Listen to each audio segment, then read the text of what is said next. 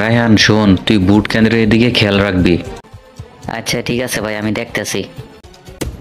ওই আয় তোরা বুট কেন্দ্রে যাই।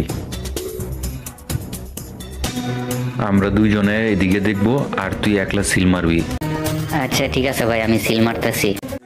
ভাই শামসুলের লোকেরা জোর করে সিল মারতেছে ভাই।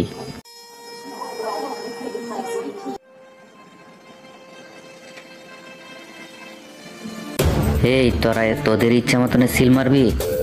এটা আমি কোনো সময় হতে দিব না তোদেরকে। পাবলিক যাকে মন চায় তাকে ভোট দিবে। আয় দেখি আমি থাকতে তোরা কিভাবে জোর করে সিল মারস।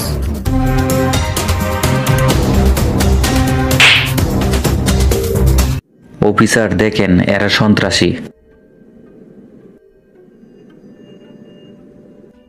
জাল বুট দিতেছে। এরা আমার মাথায় পিস্তল ঢেকে জাল ভোট দিচ্ছে। অফিসার এবার আপনি বলেন, আপনি কি করবেন?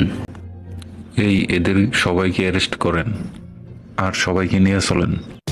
ভাই তুমি তো নির্বাচনে বিজয়ী হয়েই গেলা। পাবলিক আমাকে ভালোবেসে ভোট দিয়েছে, তাদের কারণে আজকে আমি নির্বাচনে বিজয়ী হলাম।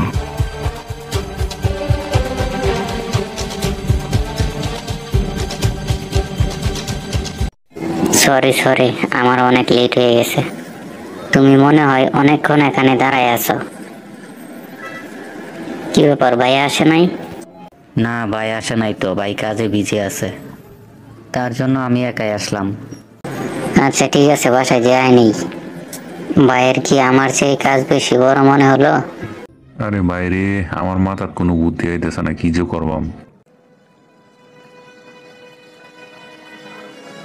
পাইছি একটা বুদ্ধি, এই বুদ্ধিটা কাজে লাগাইতে পারলে আমরা এলাকায় রাজত্ব করে খাইতে পারবো।